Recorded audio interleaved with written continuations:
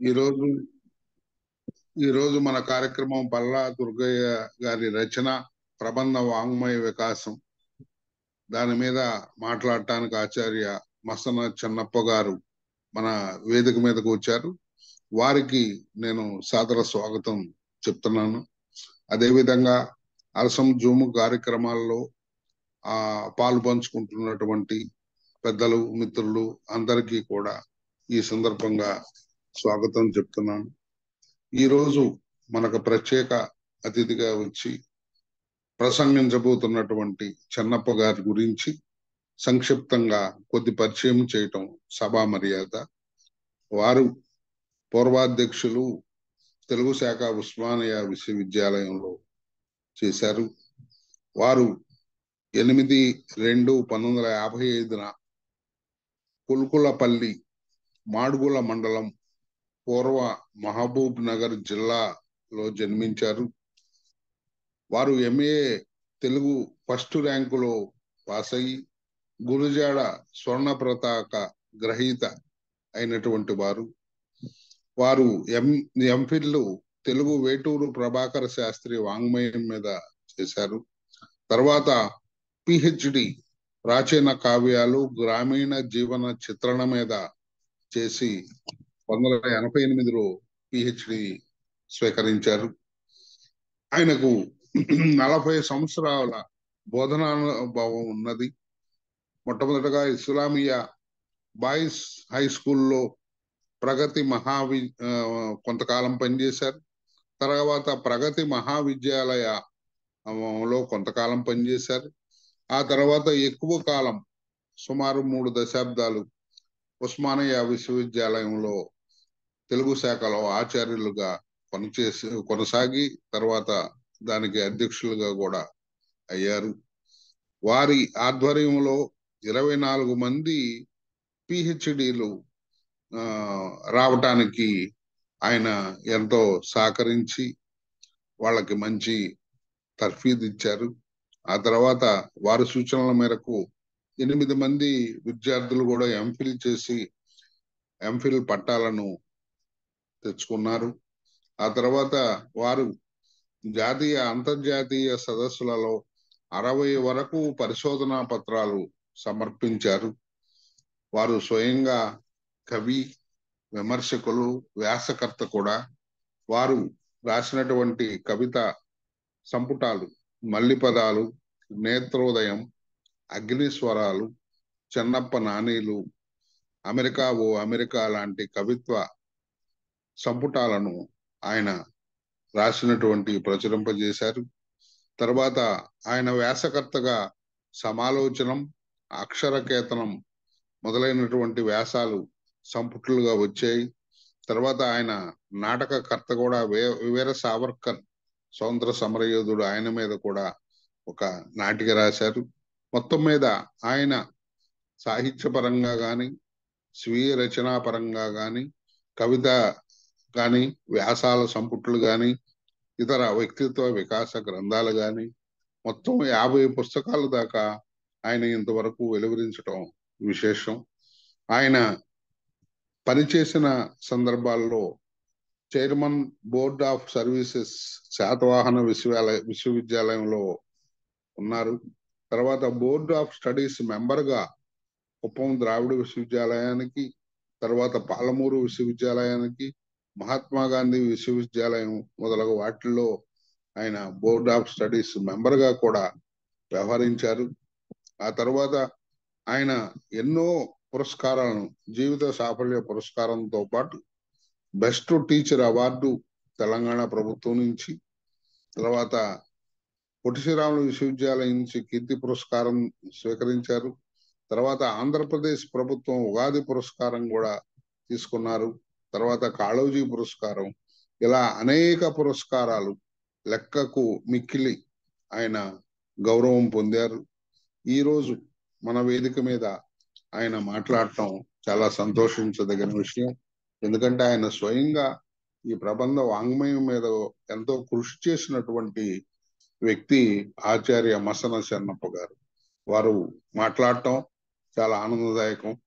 వారు కాస్త అసౌకర్యంగా ఉన్నా ఇచ్చిన మాట ప్రకారం ఈరోజు వారు వేదిక మీదకి వచ్చారు. వారికి స్వాగతం తెలియజేస్తూ అయ్యా మీరు ప్రసంగించవలసిందిగా విజ్ఞప్తి చేస్తున్నా.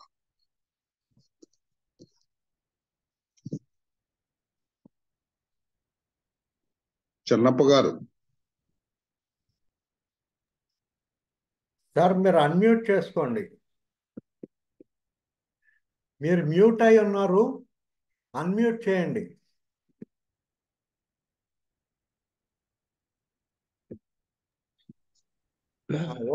ఓకే. నాకు కూడా చాలా ఆనందంగా ఉంది. ఆనంద్ గారు ఈ కార్యక్రమాన్ని నిర్వహించడం వల్ల, తర్వాత శివప్రసాద్ గారు నా గురించి పరిచయం చేశారు. వారికి ధన్యవాదాలు తెలియజేస్తూ ఉన్నాను. మన తెలంగాణ అస్తిత్వం తెలంగాణ ప్రజల జీవనంలో ఉంది. తెలంగాణ పలుకుబడుల్లో ఉంది. ఈ విషయం శ్రీపాద సుబ్రహ్మణ్య శాస్త్రి గారి దగ్గరికి వెళ్ళింది. తెలంగాణలో అచ్చమైన తెలుగు నుడికారం బ్రతికి ఉందని చెప్పిన మాటకు దుర్గయ్య గారి కృతులే నిదర్శనము అన్నారు వారు. పాలవెల్లి, తర్వాత మనకు ఇంకోటి గంగిరెద్దు. ఈ రెండింటిలో మంచి తెలుగు పలుకుబడి ఉన్నది. తెలుగు పలుకుబడి యొక్క సారాంశం ఏమిటి అంటే, చదివే వాళ్లకు ఆ విషయం బాగా మనసు పడుతుంది అని, అంతే. అది తెలుగు పలుకుబడి అంటే. తర్వాత విశ్వనాథ సత్యనారాయణ గారు ఒక సందర్భంలో అన్నారు, నేటి తెలంగాణలో చక్కని భాషా జ్ఞానం కలిగి గొప్ప త్రోవలో కవితా సంచారం చేస్తున్న కొద్ది మందిలో పల్లా దుర్గయ్య గారు ఒకరు. అది కానీ వారికి తగినంత పేరు రాలేదు అని వారు అన్నారు.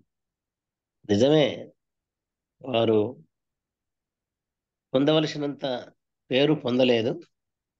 మా ఉస్మానియా విశ్వవిద్యాలయంలో వారు రీడర్ వరకు ఎదిగారు. వారు ముఖ్యంగా వారు బిఏలో రాయపురాలు దగ్గర చదువుకున్నారు, కండవల్లి దగ్గర చదువుకున్నారు, కురుగంటి సీతారామయ్య దగ్గర చదువుకున్నారు. అంతేకాదు ఓయూలో ఎంఏ చదివినటువంటి మొట్టమొదటి విద్యార్థి పల్లా దుర్గయ్య గారు. ఇది నిజంగా ఇది రికార్డే. దుర్గయ్య మెట్రికులేషన్ చదువుతున్న రోజుల్లో ఈ మడికొండ, ఇప్పుడు మణికొండ అనేది హైదరాబాద్కు పడమరలో ఉంది. మడికొండనేమో తూర్పున ఉంది, వరంగల్లో. ఈ మడికొండ సమీపంలో మెట్టుగుట్ట అని ఒకటి ఉంది. వారట ఏం నేర్చుకున్నారో ఆ రోజు అవన్నీ ఆ గుట్ట దగ్గరికి వచ్చి వెళ్ళి వేసేవాళ్ళట. పునశ్చరణ, చదివిన దాన్ని పునశ్చరణ చేయగలిగినటువంటి ప్రజ్ఞాశాలి ఆయన. 1943లో చాదరిగట్ కాలేజీలో ప్రవేశించాడు.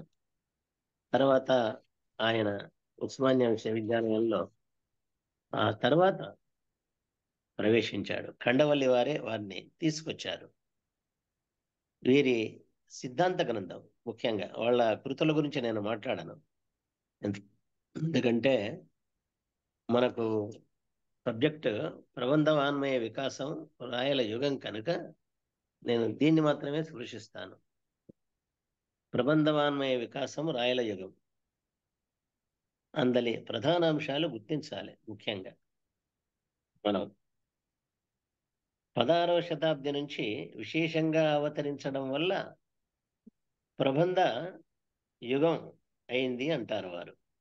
అది విశేషంగా స్వతంత్రంగా కావ్యాలు రావడం వల్ల వాటికి ప్రబంధ యుగం అనే పేరు వచ్చిందని సూటిగా వారు చెప్తారు. పూర్వం కుమార సంభవం, శృంగార నైషధం, శృంగార శాకుంతలం మొదలైన కావ్యాలు ఉన్నాయి. అయితే మనుచరిత్ర మొదలైనటువంటి ప్రబంధాలకు ఏమిటి మనుచరిత్రాది ప్రబంధాల్లోని కథలు అందులో ఉన్నాయి. చూడండి, ప్రబంధ కవులు ఏ కథలను తమ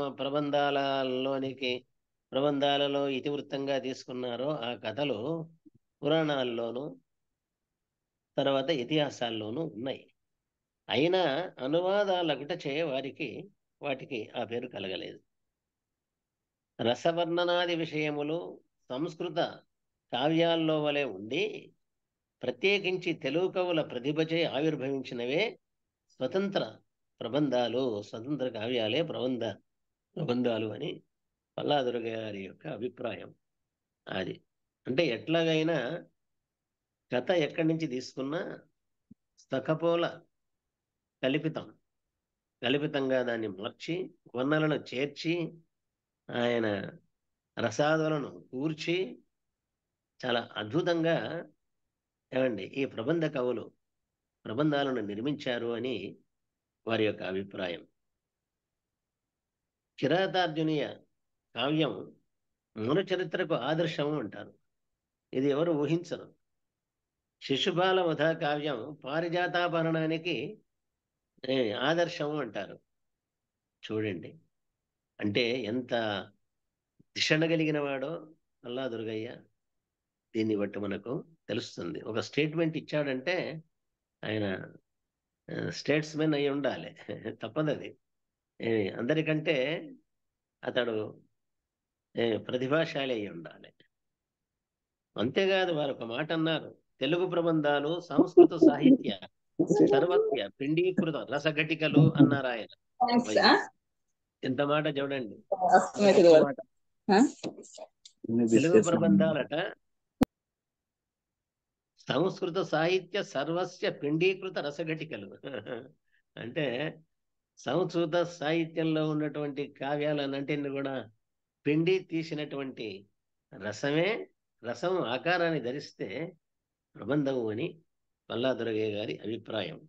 అది అందుకే ఆయన ఏమంటాడంటే పురాణ కవులను గ్రహించి ఆయన ప్రబంధాలు రాశారు.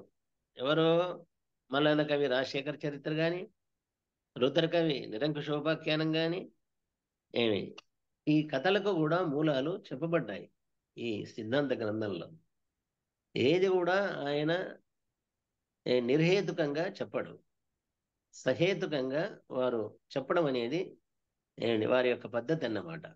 వారి పరిశోధన పద్ధతికి ఒక ఉదాహరణగా చెప్పుకోవచ్చు. తర్వాత ఆయన చేసిన పని ఏమిటంటే సంస్కృత కావ్యాలతో సమానమైన గౌరవాన్ని పొందే విధంగా తెలుగు ప్రబంధాలను తీర్చిదిద్దినాడు అని. ఈయన యుగ విభజన చాలా గమ్మత్తుగా ఉంది. 7 చాప్టర్లలో ఉంది. దీనికి ప్రాచీనాంధ్ర వాన్మయ రచనా కాలాన్ని పురాణ యుగమని ప్రబంధ యుగమని 2 విధాలుగా 2 భాగాలు చేశారు వాళ్ళు. ప్రబంధ యుగాన్ని కూడా కృష్ణరాయ యుగమని అనంతర ప్రబంధ యుగమని మళ్ళీ 2 భాగాలు చేశారు. పల్లా దుర్గయ్య గారి సిద్ధాంత గ్రంథం ప్రబంధ కవుల గుణగణాలను ప్రబంధ వికాసాన్ని సంపూర్ణంగా చర్చించిన గ్రంథము.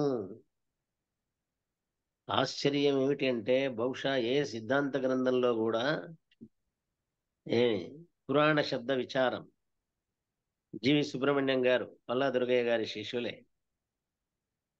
తర్వాత తాళ్లపాక అన్నమే మీద చేసినారు వేటూరి ఆనందమూర్తి గారు, మా గురువు గారు. ఇట్లా చాలా మంది ఉన్నారు వారు. కానీ వీరు 90 పుటల్లో ప్రబంధం అనే పదానికి గల అర్థాన్ని విశ్లేషించారు. అది వీరు చేసినటువంటి పని. ఎక్కడెక్కడి తీసుకొచ్చారు? క్రీస్తుపూర్వం గ్రంథాల నుంచి రాయల కంటే ముందున్నటువంటి గ్రంథాల వరకు అనేకమైనటువంటి గ్రంథాలలో ఉన్నటువంటి ఆధారాలను సేకరించి ప్రబంధ శబ్ద విచారాన్ని వారు చేసినారు. అది తర్వాత అంతేకాదు ప్రాకృత, ద్రావిడ, కన్నడ, మహారాష్ట్ర, హిందీ సాహిత్యాల్లో ప్రబంధం అనే పేరు ఎట్లా ఉందో వారు మొదటి చాప్టర్లో చెప్పాడు. 2వ చాప్టర్లో ఏం చెప్పారు అంటే ఆంధ్ర వాన్మయం ప్రబంధ వికాసం, ఆంధ్ర కవుల అనువాదాలు. అనువాద సాహిత్యంలో శృంగార కథలు ఉన్నాయి. అది ఈ అనువాద సాహిత్యంలోని శృంగార కథలు ఏ విధంగా రాయల యుగము నాటి ప్రబంధ కవులకు మేలుబంతిగా మారాయో నా చక్కగా నిరూపించినాడు. అది చాలా గొప్ప విషయం అది. ఆయన అనువాద కవుల సాహిత్యంలోని ప్రబంధ వర్ణనలు తీసుకొచ్చారు. వాడు అనువాద యుగంలోని సాహిత్య ఉద్యమాలను స్పృశించారు. అనువాద యుగంలోని సారస్వతం ఏమైనా ఉంటే నష్టమైనటువంటి సాహిత్యాన్ని కూడా వారు ఒకసారి మనకు ఎరుకుపరిచారు.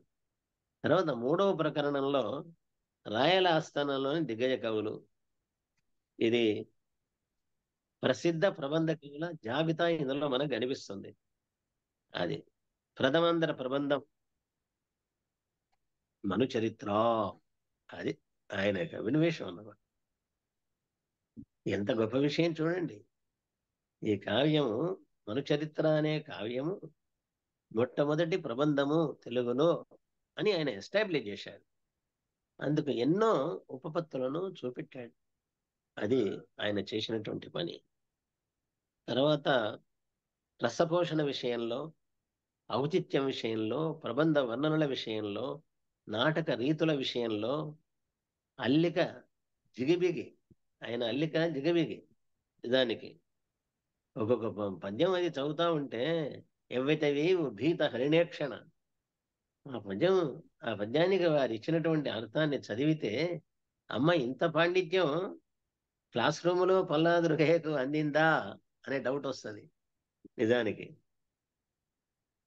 అంతేకాదు, ఇంతలో కన్నులుండ తెరువెవ్వరి వేడదు భూసురేంద్ర, ఇలాంటి పద్యాల్లో ఉన్నటువంటి ఆ గొప్పతనాన్ని, చమత్కారాన్ని ఆ పెద్దన గారి యొక్క ఆయన ఏది వచో రచన, ఆయన చమత్కారం, ఆయనది అల్లిక జిగివిగే కాదు, చతురవచనేది. ఆయన చిత్రంగా మాట్లాడడం ఆయనకు తెలుసు.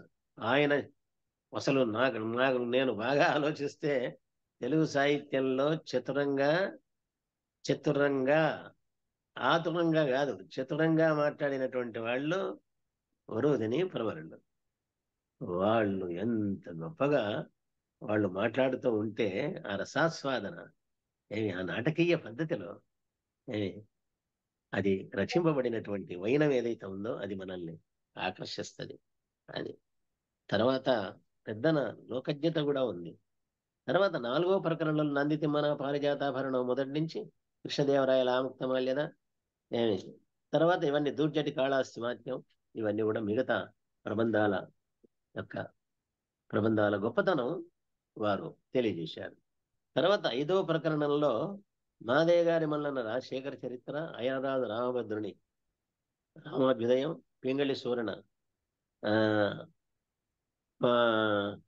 చెప్పినాడు. ఇక్కడ ప్రబంధత్రయం అన్నాడు. ఇక్కడ పింగళి సూరణ ప్రబంధత్రయం ఆయన అన్నాడు బాగా. అంటే రాఘవ పాండవ్యం, కళా పూర్ణోదయం, ప్రభావతి ప్రద్యుమ్నం, ఇవి ప్రబంధత్రయం అనే వాటికి పేరు పెట్టాడు. ఇట్లా తర్వాత భట్టమూర్తి చరిత్ర, తనంత తెనాలి రామకృష్ణుని యొక్క పాండురంగ మహత్యం, తర్వాత ఇలాంటి కావ్యాల యొక్క వింగడింపు, విశ్లేషణ మనకు 5వ ప్రకరణంలో జరిగింది. తర్వాత 6వ ప్రకరణంలో శంఖసాల నృసింహ కవి కన్న రసాయనం, ఈశ్వర ఫణిభట్టు, చింతలపూడి ఎల్లనార్యుడు, తర్వాత వేళ్ళు ఉన్నగడ్డి తెల్లగన్న, మొత్తం నవాబుల వరకు. ఇదన్నీ ఎందుకు తీసుకున్నారు వారు? దీనివల్ల ఒక అర్థం తెలుస్తూ ఉంది. రాయల యుగంలో ప్రబంధాలకు ఏ విధంగా పెద్దపీట వేయబడింది, ప్రబంధం అనే పదం ఏ విధంగా కవులు వాడడమే కాదు, ఆ ప్రబంధాలను ఏ విధంగా తీర్చిదిద్దినారు, ఆ ప్రబంధాలను ఏ విధంగా కొనసాగించారు. చాలా గమ్మత్తన్నమాట. ఒక వ్యక్తి మంచి పని చేసిండు అని అందరు చెప్తే ఆ మంచి పనిని ఇతరులు కూడా అనుకరించక తప్పదు. అది ఇక్కడ ఆయన చేసిన పని ఏమిటంటే ప్రబంధ మూలాలు పురాణేతిహాసాల్లో ఉన్నాయి. నన్నయ్యలో ఉన్నాయి, తిక్కనలో ఉన్నాయి, ఎర్రనలో ఉన్నాయి. ఇట్లా ఒక్కొక్క ఆయన ఇవన్నీ మనకు చూపెట్టడం జరిగింది. ఇవన్నీ చెబుతూ మనకు ఆయన చెప్పినటువంటి ప్రకరణంలో మనకు దండి రచనలకు ప్రబంధత్రయం అనే పేరు వచ్చినట్టుగా నేను చెప్పాను. తర్వాత సంగీత ప్రబంధాలను కూడా పేర్కొన్నారు ఆయన. ప్రబంధ, కల్పనా కథ, అది అమరకోశం చెప్తుంది. ప్రబంధం అంటే కల్పనా కథ అని. మనువసు చరిత్రాదులు కళాపూర్ణోదయం పుట్టిన కాలంలోనూ లేదా తర్వాతను వచ్చిన ప్రబంధాలు కల్పిత గాథలతో కూడి ఉండడం వల్ల పై అర్థం వచ్చినట్లు దుర్గయ్య గారు అభిప్రాయపడినారు. అదన్నమాట. కల్పన కథలు అన్నాడు. నోనో కల్పితమైనటువంటి గాథలు కావు. పురాణ ఇతిహాసాల్లో సుప్రసిద్ధమైనటువంటి కథలనే దుర్గయ్య గారు తీసుకొని ప్రబంధాలను నిర్మించినారు అని మనం ఇక్కడ తెలుసుకోవాలి. ఆయన ఎక్కడెక్కడి పోయినాడన్నమాట. ఆయన పాణిని అష్టాధ్యాయిలో ప్రబంధ శబ్దం ఏ అర్థంలో ప్రయోగింపబడింది. గీత గోవిందానికి ప్రబంధం అనే పేరున్నది. కవులు ప్రబంధ శబ్దాన్ని విరివిగా ఉపయోగించారు. అది ఎంత నాలెడ్జ్ అసలు యాక్చువల్గా చెప్పాలంటే. ఎవరైనా ఏదో దేశభక్తి కలిగిన వాళ్ళు ఏదో వివేకానందని పుస్తకాలు చదవాలంటారు. అది అట్లా దేశభక్తి అనేది విషయం తెలుస్తుంది. అట్లాగే మనకు ప్రబంధాల గురించి చదవాలంటే మనకు తప్పకుండా మనం పల్లా దుర్గయ్య గారి థీసిస్ చదవలసిందే. అది దక్షిణ దేశంలో వైష్ణవ మత ప్రచారం బాగా జరిగింది. 4000 పద్యాలు ఉన్నటువంటి గ్రంథానికి 4000 ప్రబంధం అంటారు. అది కూడా తీసుకున్నాడు. లీలావతి ప్రబంధకర్త. నేమిచంద్రుడు జైనుడు. మహారాష్ట్ర కన్నడ ప్రబంధాలను కూడా ఆయన తీసుకున్నాడు. ఇట్లా ఆయన సవిస్తరంగా విడిచిపెట్టలే. లేకపోతే 1100 పేజీలకు ఎక్కువైపోయింది. బహుశా ఆయన మోయగలిగిన స్థితిలో ఉండడో లేదో సిద్ధాంత గ్రంథం ఆయన కొడుకులతోనే మోయించుకొచ్చాడు యూనివర్సిటీకి అనంగా విన్నాను నేను. అంత బరువైనటువంటి పుస్తకం అన్నమాట. అది బరువైన పుస్తకం, కానీ ఆయన గురువైన వైనం. ఆయన గురువయ్యాడు. ఆయన గురువయ్యాడు. పుస్తకం మాత్రం బరువు కాలేదు నిజం చెప్పాలి అంటే. కాబట్టి మహారాష్ట్ర కన్నడ ప్రబంధాలను కూడా దుర్గయ్య గారు పరిశీలించారు. ఆంధ్ర అన్వయమున ప్రబంధ వికాసం, ఇది చాలా ముఖ్యమైనటువంటి చాప్టర్. 2వ చాప్టర్ కుమార సంభవంలో ప్రబంధ లక్షణాలు ఎలా ఉన్నాయి, అది ముఖ్యంగా ఇదన్నమాట. పురాణ కవుల యొక్క స్వతంత్రానువాదాలు ఎలా ఉన్నాయి అనేటివి వీరు గురించి చెప్పినారు. వీళ్ళు చెప్పేది దాచెందుకు చెప్పాలి, దాచి చెప్పడం పల్లా దుర్గయ్య గారికి అలవాటు లేదు. ఏది తెలిసిందో దాన్ని చెప్పడమే వారికి ఉన్న విజ్ఞత అన్నమాట. అందుకే అనువాద సాహిత్యంలో వారు శృంగార కథలను విశ్లేషించారు. తిక్కన భారతం, కుమార సంభవం, దశకుమార చరిత్ర, పండితారాజ్య చరిత్ర, ఉత్తరారివంశం, మంచన కౌరవ చరిత్ర, జక్కన విక్రమార్క చరిత్రం, భోజరాజీయం, నాసికేతోపాఖ్యానం, ఎన్ని ప్రబోధ చంద్రోదయం అన్ని ఈ గ్రంథాల్లో ఉన్నటువంటి శృంగార కథలన్నీ కూడా గ్రహించి ఇవి కూడా ప్రబంధ యుగంలో వచ్చిన ఈ ప్రబంధాలకు ఏమైనాయి, ఈ శృంగార కథలు కూడా ఆధారమయ్యాయి అని ఆయన చెప్పినాడు. అది అనువాద కవుల రచనల్లోని ప్రబంధ వర్ణనం, నన్నయ్య చేసిన మయసభా వర్ణనం, తిక్కన చేసిన ఉత్తర సైరంధుల వర్ణనం, ఇదంతా సముద్ర వర్ణనం, ఇవన్నీ వారు తెలియజేసినారు చాలా చక్కగా. కేతన దశకుమారి చరిత్రలో ఆయన వర్ణనలు ఉన్నాయి. దాంట్లో ఆ వర్ణనలు కూడా అన్నమాట. ఆ వర్ణనలు కూడా కేతన దశకుమారి చరిత్రలో ఉన్న వర్ణనలు కూడా తీసుకున్నాడు. అవంతి సుందరి పరిణయం, ఆ గ్రంథంలో ఉన్నటువంటి వర్ణనలు కూడా ఆయన తీసుకున్నాడు. నాచన సోములు ఉత్తర వంశం, మంచన కౌరవ చరిత్ర, జక్కన విక్రమార్క చరిత్ర, అనంతుని భోజరాజ్యం, గౌరణ హరిజయం, అన్ని వీటిలో ఏముండదు. కేవలం శబ్దం వల్ల కాదు. అది ఏదో ఉపనిషత్తులను చదివితే నాకు అర్థమైంది ఏమిటంటే, శబ్దమాత్రాన ఆకలి తీరదు. అది అన్నం అని నాలుక ఉచ్చరిస్తే ఆకలి తీరదు, అన్నాన్ని తినవలసిందే తప్పకుండా. ఇక్కడ పల్లా దుర్గయ్య గారు చేసిన పని ఏమిటి అంటే, ఆయన చేసిన గొప్ప పని ఏది చెప్తున్నాడో దానికి సంబంధించినటువంటి వివరణ, విశ్లేషణ అంతా ఆయన మనకు ఇచ్చాడు. అది శ్రీనాథుడి వర్ణనలు ముఖ్యంగా ఆయన భీమఖండంలో కాశీఖండంలో ఉన్నాయి మనకు చెప్పినాడు ఆయన. తర్వాత కొన్ని కావ్యాలు భ్రష్టమైన ఆయన కూడా చెప్పాడు, విజయసేనం, కళా విలాసం మొదలైనవి.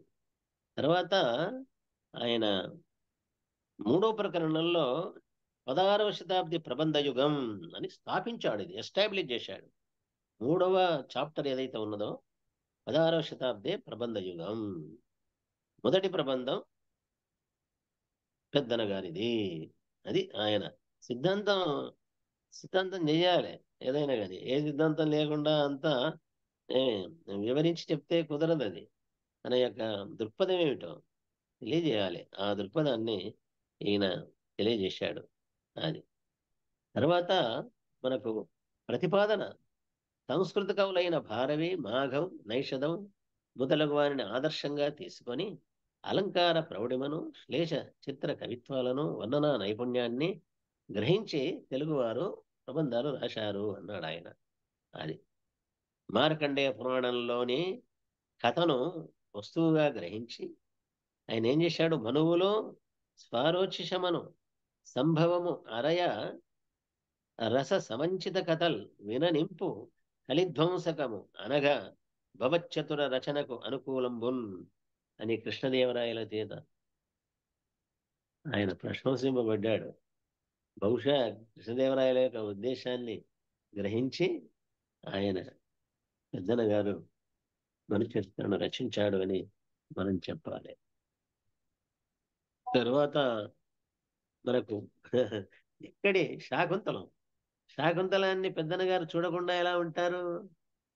శకుంతల యొక్క సౌందర్యాన్ని ఆయన గమనించకుండా ఆయన వరుదిని యొక్క సౌందర్యాన్ని ఎలా చెప్పగలుగుతాడు? తప్పదది. కాబట్టి సంస్కృత మార్కండేయ పురాణంలో పరవరుడు అతిథులకు రాత్రి ఆతిథ్యం ఇచ్చాడని ఉండేది. కానీ మారణ ఏం చేశాడంటే పొద్దుటికి మార్చాడు.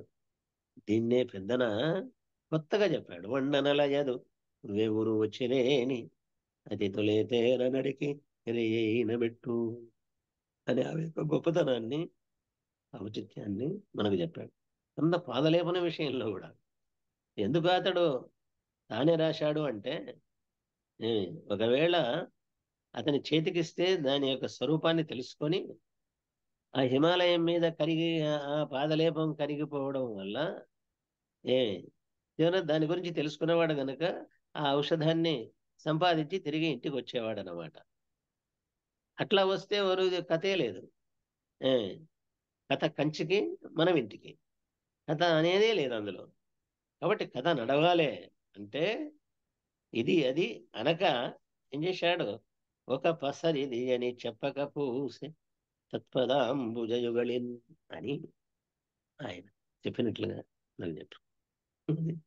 తర్వాత ఆ మందిడి ఎతడరిగిన భూమిశ్వరుడు అరిగే అని ప్రవరుడు వెళ్ళాడని. ప్రవరుడు అనే పేరు మనకు మార్కండేయ పురాణంలోనే ఉంది.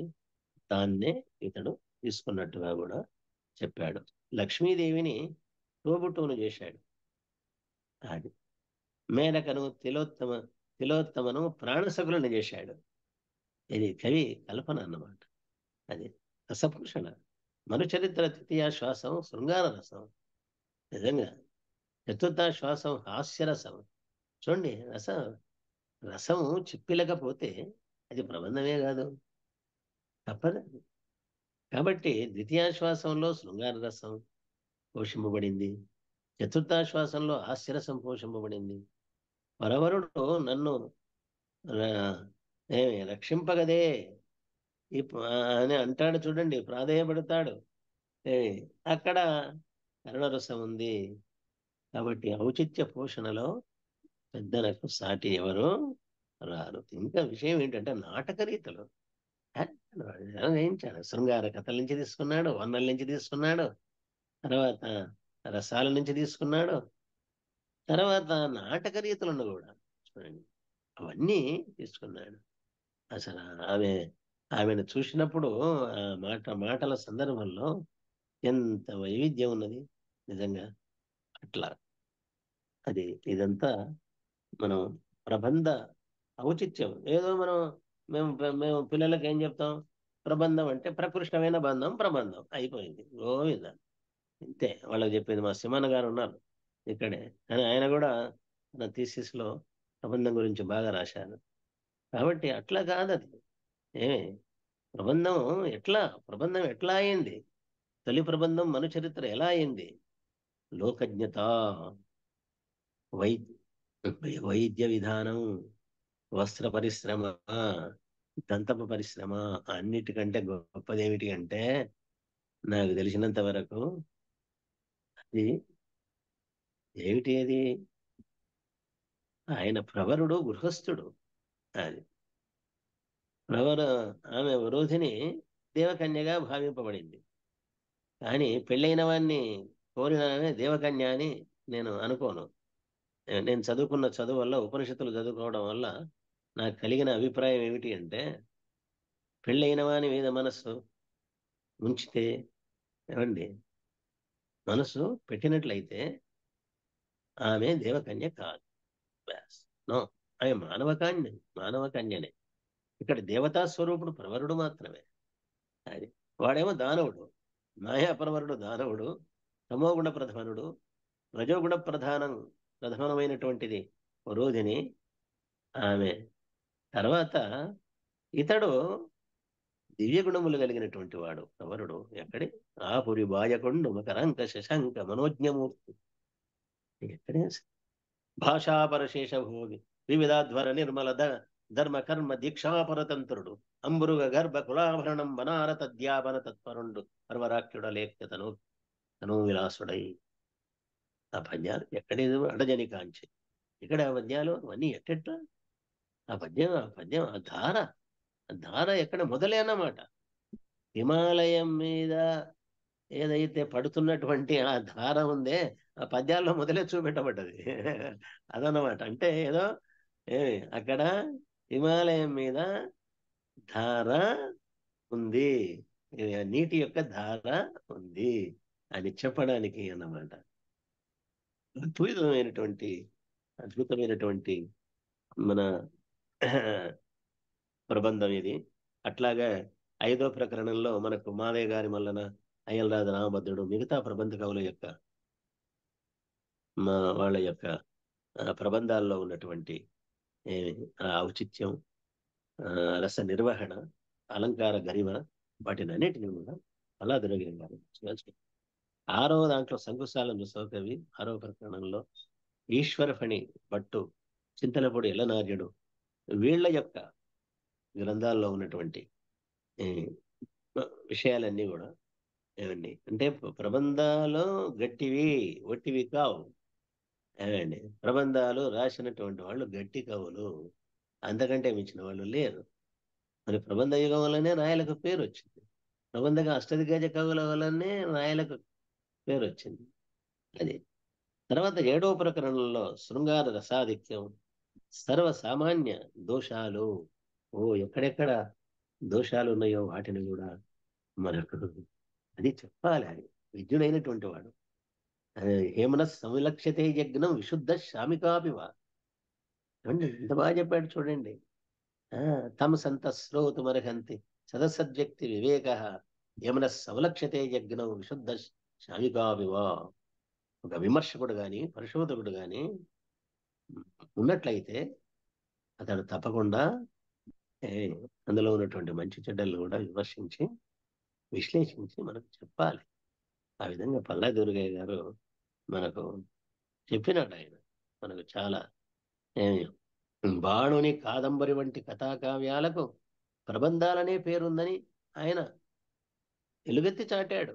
ఇబ్బంది ఏం లేదు. మల్లినాథ సూరి విద్యానాథుని రచనలకు వ్యాఖ్యానాలు రాస్తూ ప్రబంధ శబ్దాన్ని విరివిగా వాడాడట. ఏమండి అట్లా భారతీయ భాషలకు సంస్కృత లక్షణ గ్రంథాలే మనకు మూలము. భారతీయ భాషలకు సంస్కృత లక్షణ గ్రంథాలే మూలం. ఏది మనకు ప్రాచీన సాహిత్యానికి. కాబట్టి ఇక్కడ సారాంశం ఏమిటంటే కవిత్రయ భారతంలో బీజ రూపంలో ఉన్న ప్రబంధ లక్షణాలు శ్రీనాథుని కాలంలో మొలకెత్తాయి, పెద్దన కాలంలో వృక్షమై శాఖోపశాఖలుగా విస్తరించాయి. అనువాద కవుల స్వతంత్ర రచనలు చేయడం వల్ల, అనువాద కవులు స్వతంత్ర రచనలు చేయడం వల్ల, అంటే అనువాదాల వంక ఒక శృంగార కథలు ఎన్నుకోవడం, తర్వాత వర్ణనలు చేయడం, ఇవి ప్రబంధాల యొక్క అవతరణకు కారణభూతమయ్యాయి అని ఒక చక్కని విశ్లేషణ మనకు దుర్గయ్య గారు చేసినారు. అని తెలుగు భాషా సాహిత్యాల సేవయే మన జాతి జనులకు సేవగా భావించి వాటి ఉన్నతికి తమ శారీరక మానసిక శక్తులను దారబోసినటువంటి పవిత్రమూర్తి దుర్గయ్య గారు అది అని ఈ విధంగా మనం భావించిన తప్పు లేదు. అది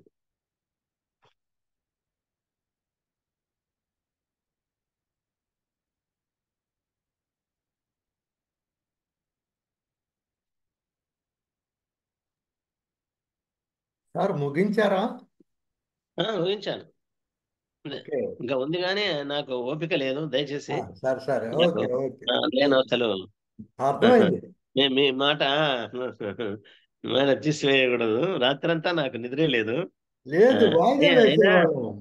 అయినా తప్పదు అది. ఒక కార్యక్రమాన్ని ఒప్పుకున్నప్పుడు దాన్ని నెరవేర్చాలి. శివప్రసాద్ గారు, ఆ,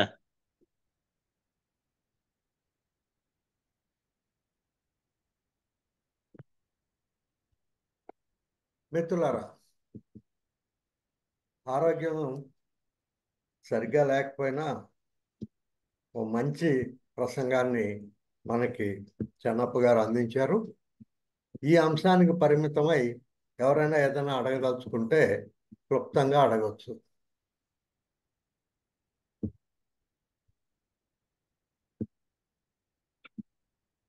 పెనుగొండ, మీరు ఏమైనా యాడ్ చేస్తారా?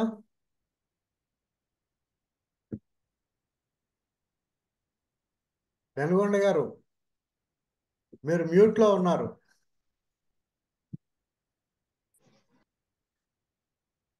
పెనుగొండ గారు మ్యూట్లో ఉన్నారు, అన్మ్యూట్ చేసుకోవాలి.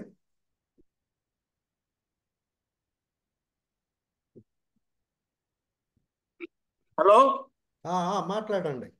ఇప్పుడు శివప్రసాద్ గారు వేరే గ్రంథాలయానికి అర్జెంటుగా వెళ్ళాల్సి ఉండి వెళ్ళారు. ఓకే, ఆ ముగింపు బాధ్యత నాకు మిత్రుడు శివప్రసాద్ అప్పచెప్పాడు. ఈరోజు మనకి పల్లా దుర్గయ్య గారు అతిథిగా వచ్చి, క్షమించాలి, మసన చెన్నప్ప గారు, డాక్టర్ మసన చెన్నప్ప గారు అతిథిగా వచ్చి పల్లా దుర్గయ్య గారి ప్రబంధ వాగ్మయ వికాసం గురించి చక్కటి ప్రసంగం చేశారు. వారికి ధన్యవాదాలు. దుర్గయ్య గారి సిద్ధాంత గ్రంథంలో అనేక విషయాలను వారు సహేతుకంగా నిరూపించారని చెప్పారు. నిర్హేతుకంగా ఏది చేయలేదని కూడా వీరు వివరించారు మనకి చెన్నప్ప గారు. అలాగే ప్రబంధం అనే పదానికి అనేక గ్రంథాల నుంచి ఆధారాలను సేకరించి వివరించారని కూడా వారు దుర్గయ్య గారి సిద్ధాంత గ్రంథం నుంచి తీసుకొని వివరించారు. అలాగే అనువాద యుగంలోని సారస్వతాన్ని, అందులోని శృంగారాన్ని కూడా చక్కగా వివరించారని వారు తెలియజేశారు. మనుచరిత్ర అనే కావ్యం తెలుగులో తొలి ప్రబంధ కావ్యం అని కూడా వారు నిరూపించటం చాలా బాగా చేశారని అన్నారు. తర్వాత వారి పరిశోధనా గ్రంథంలో అనేక ప్రబంధాల గురించి, పంచమహాకావ్యాల గురించి కూడా వివరించారని చెప్పి అది కూడా చాలా బాగా మనకి చెన్నప్ప గారు తెలియజేశారు. అలాగే రాయల కాలంలో ప్రబంధాలకు ఉన్న గౌరవాన్ని వారు వివరించారు. అలాగే కన్నడ, మరాఠీ సాహిత్యాల్లో వచ్చిన ప్రబంధాల గురించి కూడా దుర్గయ్య గారు తన పరిశోధన గ్రంథంలో పేర్కొన్నారని, అలాగే దుర్గయ్య గారి పరిశోధన గ్రంథం చదివితే ప్రబంధ సాహిత్యాన్ని గురించి అనేక విషయాలు తెలుస్తాయని చెప్పి కూడా తెలియజేశారు. ముఖ్యంగా ఏంటంటే దుర్గయ్య గారి సిద్ధాంత గ్రంథంలో అనేక ప్రతిపాదనలు చేశారని, అనేక విషయాలు సిద్ధాంతీకరణ చేశారని కూడా మనకు చెన్నప్ప గారు తెలియజేశారు. తెలుగు భాష సాహిత్య సేవయే దేశ సేవగా భావించిన ధర్మజీవి దుర్గయ్య గారు అని చెప్పి వారు ముగించటం ఎంతో సముచితంగా ఉంది. మనకి ఈరోజు చెన్నప్ప గారు మనసు చెన్నప్ప గారు, సారీ మసన చెన్నప్ప గారు మంచి మనసు చేసుకొని, మన జూమ్ సమావేశానికి వచ్చి మంచి ప్రసంగం చేసినందుకు మన అభ్యుదయ రచన సంఘం పక్షాన ధన్యవాదాలు. భవిష్యత్తులో కూడా వారు మన అభ్యుదయ రచన సంఘానికి సహాయ సహకారాలు అందిస్తారని ఆశిస్తున్నాను. వారికి మరీ ధన్యవాదాలు తెలియజేస్తాను. నమస్తే సార్. ఇంకెవరన్నా చూడండి. నమస్కారం అండి. నమస్తే. కిరణ్ కుమార్ గారు. నమస్కారం సార్. ఇప్పుడు పల్లా దుర్గయ్య గారి గురించి చాలా అద్భుతంగా మసన చెన్నప్ప గారు చాలా అన్ని వివరాలు తెలియజేయడం ఎంతో సంతోషం. దాగినటువంటి విషయాలను కూడా చెప్పడంలో చెన్నప్ప గారు దిట్ట అని మరోసారి నిరూపించారు. తన ప్రసంగంతో మనకెన్నో విషయాలు తెలియడం జరిగింది. ప్రబంధాల గురించి, పల్లా దుర్గయ్య గారి గురించి చాలా విషయాలు కూడా వివరంగా తెలియజేశారు. ఆయన ఈరోజు కొద్దిగా ఏదో అనీజీగా ఉన్నప్పటికీ కూడా ఆయన ఈ కార్యక్రమానికి అటెండ్ అయ్యి మరి అన్ని విషయాలు చెప్పడం చాలా సంతోషం. మీకు ప్రత్యేకంగా ధన్యవాదాలు తెలియజేస్తున్నాను నా తరపున. Okay sir. సంతోషం కిరణ్ కుమార్ గారు. Sir thank you. ఇంకెవరు హ్యాండ్ రైజ్ చేయలేదు. సరే, వచ్చే వారం ప్రకటించి. ఓకే మిత్రులారా, చెన్నప్ప గారికి మరోసారి ధన్యవాదాలు. ఓపికగా విన్నందుకు మీ అందరికీ కూడా కృతజ్ఞతలు. వచ్చే వారం ఆరుద్ర సమగ్రాంధ్ర సాహిత్యంపై ఆచార్య మేడిపల్లి రవికుమార్ గారి విశ్లేషణ ఉంటుంది. దానికి కూడా విచ్చేసి జయప్రదం చేయాలని కోరుకుంటూ వచ్చే వారం కలుసుకుందాం. సెలవు. నమస్తే.